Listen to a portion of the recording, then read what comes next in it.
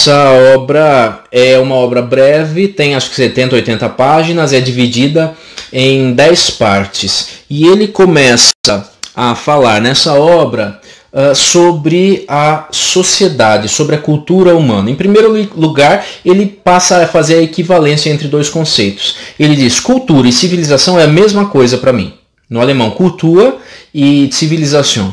Então, a partir de agora, também no vídeo, eu vou falar cultura e significa civilização.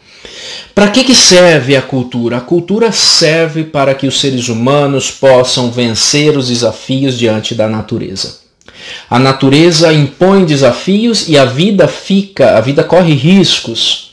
Então, viver isoladamente, individualmente, torna os riscos maiores. Então, viver dentro de uma cultura serve para que juntos possamos criar mecanismos para vencer aquilo que a natureza vai pondo e impondo a todos nós. Então começa com uma simples habitação, né? A natureza vem com a chuva e com o frio, a gente constrói uma casa, mas daí a natureza vem com um terremoto, então a gente constrói uma casa que tenha certo jogo, lá não sei como é que se diz isso na engenharia, mas para que ela possa se movimentar e não ruir quando acontece um terremoto e assim por diante. A cultura serve então para dar condições de a vida se sustentar. E para isso, cada vez mais que tentamos ser seres culturais, nós precisamos deixar para trás a nossa animalidade, a nossa natureza. Sim, nós temos que deixar de ser animais, mas nós não conseguimos, mas de alguns aspectos sim. Então, postura ereta, cortar os pelos e assim por diante, são artifícios que a gente vai adotando para se parecer menos animal. Só que tem uma parte que é da nossa psique. E nós temos instintos que vêm da nossa natureza. Mas para sermos seres verdadeiramente culturais e dentro de uma determinada cultura, nós temos de nos privar desses instintos. Então, ao longo do tempo, a sociedade foi estabelecendo: olha, para fazer parte da cultura tem que se privar dos instintos. E o problema que Freud vai enxergar, que é até um pouco daquilo que o Marx já tinha enxergado, o problema é que uma parcela, e grande parcela, dos indivíduos de um grupo social, de uma cultura, tem de se privar muito mais. Tem muito mais privações, muitas outras privações, diferente de um grupo bem menor que tem menos privações. Vamos começar vendo um trechinho que eu selecionei aqui do texto do Freud? Vamos lá. Parece, isto sim, que toda cultura tem de se basear na coação e na renúncia instintual. Nem mesmo parece seguro que, na ausência da coação, a maioria dos indivíduos se disponha a assumir a execução do trabalho requerido para a obtenção de novos bens vitais. Então é a renúncia do instinto que marca a vida na cultura. Só que espera um pouquinho, eu vou renunciar a quais instintos? Então a cultura estabelece qual vai ser essa renúncia, como vai ser essa privação. E daí aquilo que eu afirmei, alguns têm privações em número muito maior que outras pessoas. E essas pessoas que têm mais privações acabam pensando: mas espera um pouquinho, eu estou me privando para fazer com que a cultura sobreviva. Mas a cultura não me dá nada em troca, me dá o mínimo, enquanto para outras pessoas que fazem menos, têm menos privações, ela dá mais benefícios. Então aí começa a surgir um problema, né? Essas pessoas muitas vezes vão querer se rebelar contra a própria cultura. Por isso que Freud afirma que todo indivíduo é virtualmente um inimigo da cultura. Por quê? Quanto mais eu quero fazer parte da cultura, mais eu tenho que me privar das realizações instintuais. Porém, quanto mais eu me privo, mais eu quero de retorno. E essa sociedade não me dá de retorno o que eu gostaria. Vamos imaginar a parcela, vamos pensar no caso do Brasil, né? A população de pessoas pobres que contribuem com a sociedade, contribuem com a cultura, fazem com que os valores sociais assumidos persistam e vigorem, só que está passando fome, porque a cultura não cuida de dar oportunidade para todas as pessoas. E não vamos vir com aquela história de: ah, não, é meritocracia, tem que ter mérito pela pessoa, que a gente sabe que isso aí é história, não é assim que funciona na realidade. Não é? Algumas pessoas já nascem condenadas a ter menos condições de mostrar os seus méritos, ok? Então, e a partir desse primeiro trecho que eu li, o Freud está mostrando o quê? Está mostrando que algumas pessoas, se pudessem, dariam um jeito de passar por cima de toda a restrição para realizar os seus instintos. Porque o que é instinto? Instinto é uma necessidade que nós temos e nós, psiquicamente, movemos um número, uma quantidade de energia para a realização desses instintos. E quando a gente não realiza, nós criamos uma tensão. Então imaginemos, a maior parte da população do Brasil tem muitas privações, mais instinto reprimido, mais pressão de energia. Essas pessoas, essa massa é que se torna perigo para a cultura. Por quê? Porque ela vai reivindicar seus direitos. Olha, se eu estou ajudando para a cultura, por que é que a cultura, a sociedade não contribui para que eu consiga sustentar a minha vida? Por que eu não tenho oportunidades como pessoas têm? Outras pessoas têm muitas oportunidades. Então Freud começa a fazer essa distinção entre aquilo que é a privação para umas pessoas e para outras pessoas. Mas e quando? Isso aí vai ser sempre? Quando é que a gente vê que se vence essa restrição instintual? Quando é que a gente vê que o ser humano se enxerga como de uma única cultura, como um único povo? Vamos ver um próximo trecho e vai caber exatamente para isso que a gente está vivendo com essa onda de contaminação com o coronavírus. Vamos lá. Uma das poucas impressões agradáveis e comoventes que podemos ter da humanidade sucede quando, em vista de uma catástrofe natural, ela se esquece de suas discordâncias culturais, de todas as dificuldades e hostilidades internas e se lembra da grande tarefa comum que é sua preservação ante o superior poder da natureza. Freud está dizendo então que uma única situação na qual se pode enxergar que as diferentes culturas realmente põem de lado as suas diferenças, as suas concepções, para se unirem como um único grupo humano, é quando a natureza avança com a sua força poderosa. Então, quando a natureza se volta contra a vida humana, a comunidade humana se volta contra essa força da natureza, tentando vencê-la e preservar a vida. Nós vemos, por exemplo, neste momento de coronavírus e tudo mais, que todo o globo está voltado para realizar ações que possam combater a proliferação do vírus. Parênteses, Brasil está indo na contramão, porque temos nesse momento um governante que não está preocupado com o salvamento de vidas, está preocupado sim em fazer uma imagem que na verdade já nem existe mais, imagem de quem tenta fazer o bem. Né? Então o Brasil está indo na contramão, tentando barrar as ações de prevenção e assim por diante. Vamos repensar então as nossas ações enquanto brasileiros. O que é que está sendo proposto? Não é? Será que nós estamos diante da natureza? Estamos tentando realmente vencer juntos a esses desafios, não é? Que é um grande desafio, defender a vida.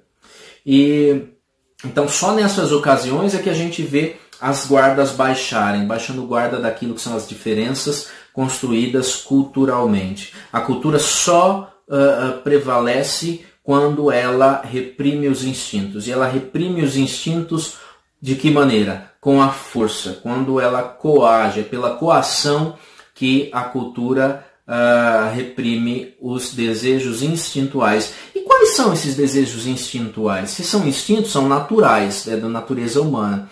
São da natureza humana, todos têm. O que Freud está falando? De que ele está falando exatamente? Vamos ver mais um trecho. Os desejos instintuais que delas se ressentem tornam a nascer com cada criança. Há uma classe de pessoas, os neuróticos, que já reagem a essas frustrações com um comportamento associal. Esses desejos instintuais são os do incesto, do canibalismo e do prazer em matar. Então, os desejos instintuais são quais? Canibalismo, incesto e desejo de matar. Ué, mas como assim? É natural do ser humano ser canibal, ter relações incestuosas e desejo de matar? Sim, por isso nasce com toda criança. Mas como é que, de onde Freud tira isso? Né? Como é que ele faz essa afirmação? Em primeiro lugar, ele olha para a história e percebe que em algumas culturas anteriormente, essas práticas eram comuns e aceitas. O incesto, o desejo de matar era realizado, o canibalismo. Só que ao longo do tempo, dos vários caminhos possíveis, a cultura vai definindo e delineando qual o caminho que deve ser seguido. E os indivíduos vão ter de se adequar e reprimir os seus desejos para que se realize verdadeiramente aquilo que é a cultura e que a pessoa faça parte daquele grupo. Porém, Freud diz assim, quem sabe quais são as ações que hoje realizamos normalmente, aceitamos como naturais, e que daqui a 1000 anos serão tidas como algo a ser reprimido. Então, nasce com a criança e a criança vai introjetando os valores da sua cultura por meio, primeiramente, da família, dos pais, né, que vão dando os ordenamentos, dirigindo as ações da criança. E a criança, segundo Freud, vai desenvolvendo aos poucos uma estrutura mental, uma outra parte da estrutura psíquica, que se chama superego, que é aquela que vai estabelecer a relação entre o desejo instintual da estrutura id, que Freud chama, com relação àquilo que pode ser realizado culturalmente. Quem reprime, quem fica segurando e verificando o que pode e não pode, é a estrutura chamada superego. Então é natural. São desejos que nós temos. E nós, com a cultura, vamos reprimindo cada vez mais. Reprimindo. É energia que eu tenho que gastar e eu tenho de voltar para alguma coisa. Se a cultura não dá um meio, um modo de eu colocar para fora essa energia, eu vou explodir. Tanto que Freud afirma nesse mesmo trecho. Algumas pessoas, as chamadas neuróticas, têm comportamentos associais. Por quê? Porque elas não reprimem aquilo, não se privam da realização daqueles desejos que a cultura diz que elas devem reprimir, elas devem se privar. E apenas outro parênteses, vou colocando entre parênteses aqui, para Freud, todas as pessoas são neuróticas, todos nós somos neuróticos. A questão é que nós temos diferentes neuroses e em diferentes níveis. Então, há uma neurose aceita socialmente e há um nível que não é aceito mais. E a gente vai falar de uma neurose que é global, uma neurose que é não particular, mas geral.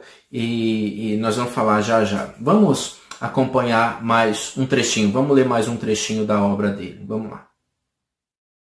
As concepções religiosas se originam da mesma necessidade que todas as demais conquistas da civilização, da necessidade de proteger-se do opressivo poder superior da natureza.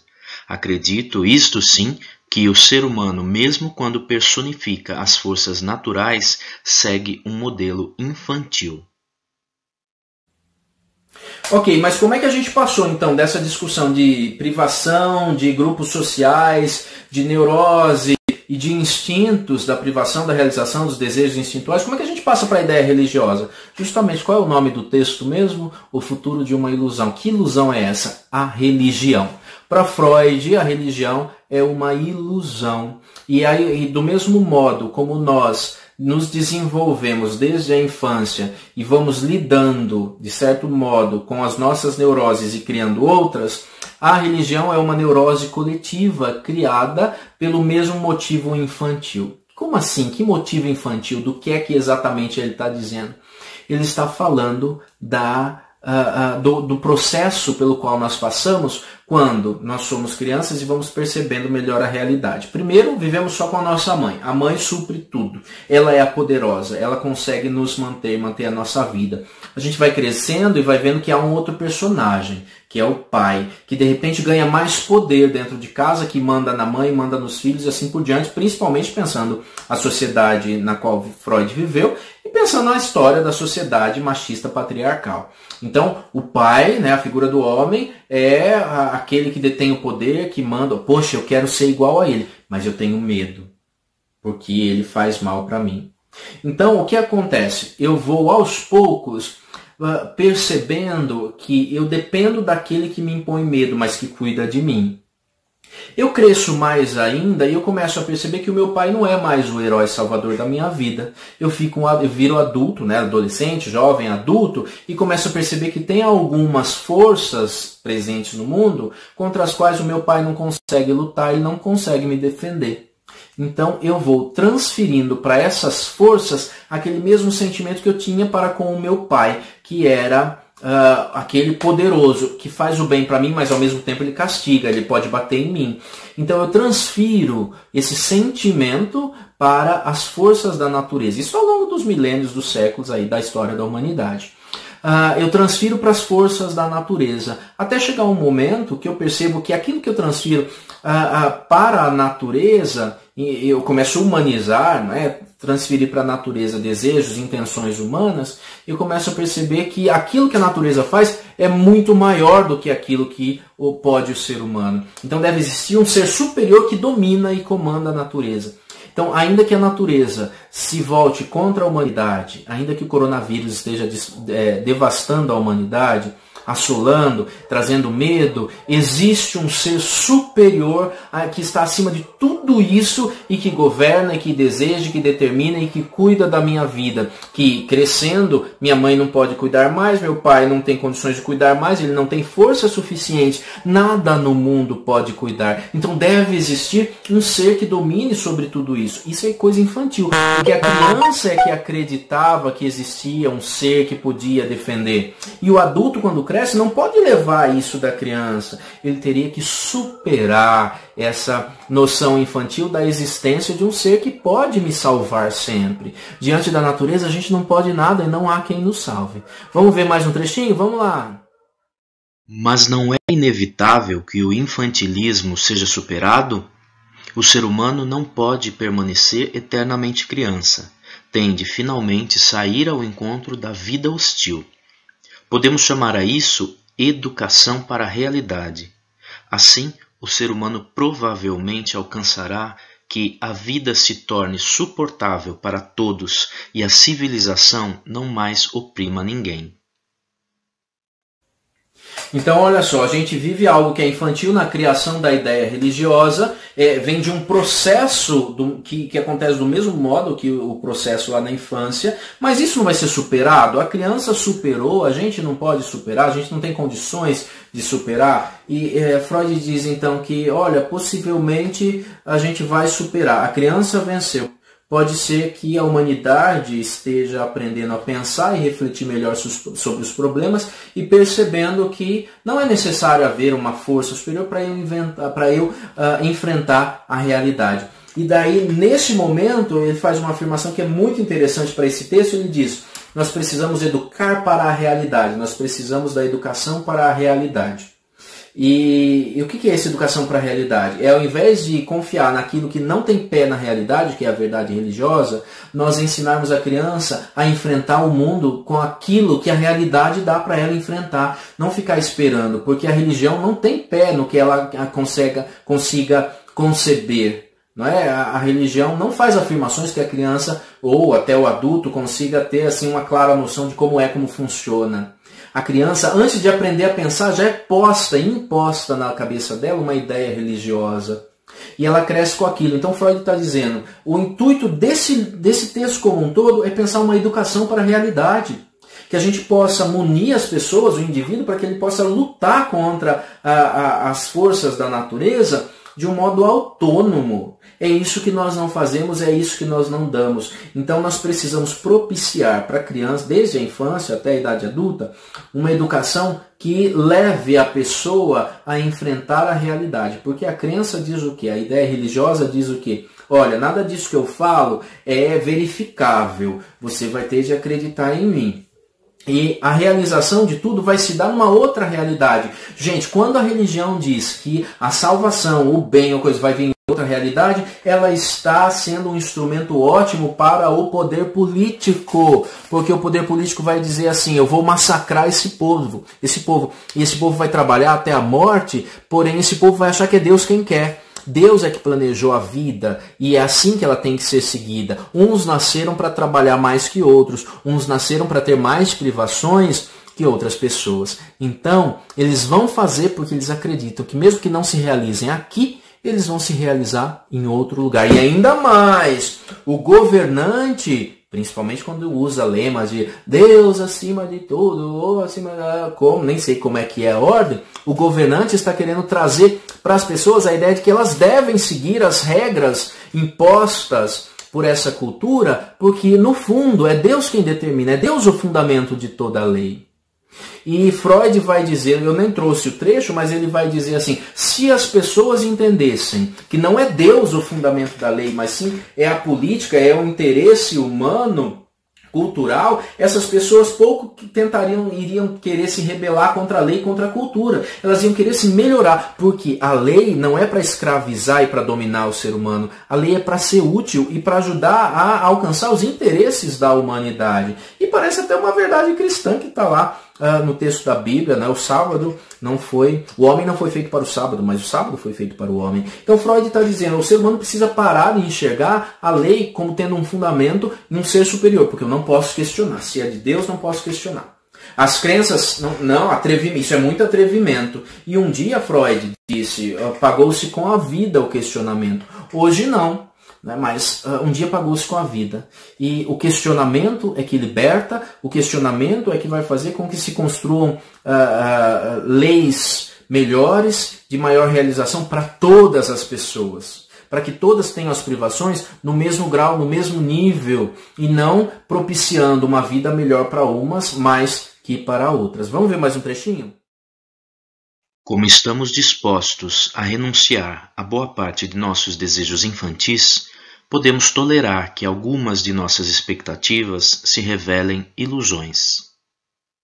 Desde criança, a gente vai superando, então, muito daquilo que a gente foi aprendendo. E quando a gente se dispõe a superar algo infantil, a gente está pronto para aceitar que algumas coisas nas quais a gente acreditava era, na verdade, ilusão. O que é ilusão para Freud? Freud diz que ilusão não é erro. A ciência não tem ilusões, a ciência tem erros. Erros são baseados na realidade, talvez por um cálculo errado, uma maneira de medir, de mensurar a realidade que não foi bem feita. Eu caio no erro, mas não caio na ilusão. Ilusão vem de desejo humano. Ilusão não tem a ver com a realidade. Ilusão se fundamenta unicamente no desejo. E qual é o maior desejo que a gente tem com as ideias religiosas? Vencer a força da natureza. Nada pode vencer a força da natureza, nenhum pai, nenhuma mãe, nenhuma cultura, nenhum governo. Então deve existir um ser superior que fundamenta tudo. E daí, mas poderíamos pensar, mas espera aí um pouquinho, mas a religião, se a gente tirasse de uma vez a religião, é isso que você está querendo, Freud? Ia ser ruim, porque a religião ajudou muito a sociedade. E Freud diz, ajudou principalmente na contenção da realização desses desejos. Porque a pessoa não pode realizar os seus instintos do desejo de morte, desejo de matar, porque é proibido, Deus não deixa. Não pode realizar o canibalismo, porque não pode, da mesma espécie, ele é um igual, Deus condena. Não pode realizar o incesto, porque não pode, você não vai se deitar com sua mãe, com seu irmão, com seu pai. Você não pode realizar os desejos sexuais, porque a cultura vai colocando limites do que pode e o que não pode, o que é doentio e o que é normal e saudável. Então as pessoas vão assumindo como se fossem desejos de um ser superior que ama, e que quer e que cuida e que é pai. Essa imagem do pai, Freud diz, vem da infância. É a criança que olha para o pai como aquele que vai defender. Então, se é o pai que estabelece, eu tenho de obedecer, porque o pai é aquele que tem força e pode bater em mim, e pode acabar comigo, e pode fazer alguma coisa contra mim. Então, conforme nós vamos crescendo e nos tornando maduros e intelectualmente maduros, Freud diz, a gente não tem problema em aceitar que algumas coisas eram ilusões, mas não tem problema, vamos passar por cima, vamos continuar a vida. A questão é a gente querer enfrentar isso. Porque ele diz, ao invés da educação para a realidade, nós temos uma criança que desde a primeira infância não sabe pensar ainda, mas já sabe rezar. Não tem noção do mundo ainda, mas já acredita que existe um ser superior que chama Deus, que é papai do céu. É papai, é homem, é cultural e assim por diante. Então, o que Freud está dizendo? A gente vive na religião como uma substituição daquela neurose para uma nova neurose. Então, as ideias religiosas, as teorias religiosas, são neuroses coletivas, diz Freud. E até é interessante que ele diz assim, algumas pessoas falam assim, mas quando vai para a religião resolve muito daquilo que ela resolveria num psicólogo, então porque a religião é boa. Freud diz, na verdade, ao invés de desenvolver a sua neurose particular, na religião você assume uma neurose coletiva. E aquilo vai dando certo tipo de vazão para algumas coisas instintuais, algumas coisas da sua vida. Então, de certo modo, vai fazer bem? Vai, entre aspas, mas você vai tendo caminhos. Só que caminhos da ilusão. É isso que ele está propondo. Vamos ver mais um trechinho? Vamos lá. Não, nossa ciência não é uma ilusão. Seria ilusão, isto sim, acreditar que poderíamos obter de outras fontes aquilo que ela não pode nos dar. Então a própria psicanálise, Freud se coloca o questionamento, não poderia ser uma ciência e uma ilusão? Todos os conhecimentos da ciência não poderiam ser ilusões? Ele diz não, porque nós baseamos aquilo que afirmamos nas ocorrências da realidade e não no nosso desejo. Aquilo que a gente consegue, ilusão seria achar que a gente consegue alcançar o que a gente alcança com a psicanálise, que a gente conseguiria alcançar, por exemplo, com a religião. Então, assim, a gente poderia tirar a religião de uma vez do mundo, das pessoas, da vida, da sociedade? Não, uma pessoa que sempre tomou remédio para dormir não vai conseguir dormir quando você tira o remédio. A questão é a gente pensar de um modo diferente, que as pessoas sejam autônomas e que entendam que as leis são culturais, são coisas impostas por determinadas pessoas que em determinado momento as construíram. E quando a gente começa a educar as crianças para essa realidade, a pensar esse fundamento da lei, ao invés da gente ter uma massa que luta contra a cultura e contra a lei, a gente vai ter uma massa que vai sim querer melhorar a lei e vai buscar o bem para mais pessoas e não para apenas um grupo de indivíduos. Então, a proposta do Freud, no fundo, é precisamos educar para outra coisa. Precisamos libertar as pessoas para que elas aprendam a pensar por si próprias e saber que o pensamento não é proibido. Um dia foi, hoje não é proibido. E pensando cada vez mais, nós conseguimos nos libertar dos nossos monstros,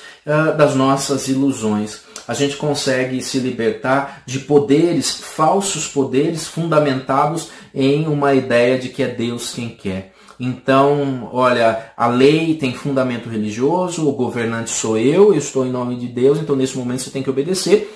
Porque eu ponho, mas eu acredito em Deus, eu sou religioso, então o meu desejo é desejo de Deus, eu não faço outra coisa, eu faço segundo a minha fé. Isso é falso. Então, para que as pessoas possam se libertar das falsidades que existem dentro dos templos religiosos, não é? Pessoas que são abusadas sexualmente, numa diocese aqui próximo de Campinas, né? Está no meio de um escândalo de pedofilia. As pessoas possam se libertar de pastores, por exemplo, um pastor que nesse momento de quarentena, ele diz que ele não ia parar com seus cultos, porque não iam ser contaminadas as pessoas, não podiam parar. Não pode. Se libertar do poder religioso que faz a pessoa entregar tudo que ela tem, o pouco que ela tem, do salário que ela recebe, daí vai na justiça. Outro dia eu vi na internet o caso de um juiz que autorizou lá, a moça venceu na justiça o direito de ter de volta os seus bens que ela havia entregue para a igreja. Então é se libertar da ideia de que existe alguém que está em nome desse ser superior.